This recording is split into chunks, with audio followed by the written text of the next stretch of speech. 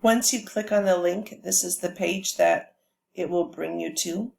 And what I'd like you to do is click down on grade 5. You'll see lots of different options.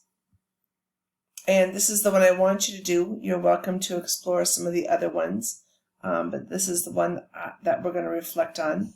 So make sure that you click the grade 5 Science MCA item sampler.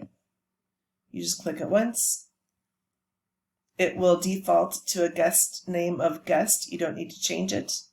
And it lets you know that there's only 2 sections, so about 21 questions total between the two. You click Start. Click Start. And this is exactly what the MCA looks like.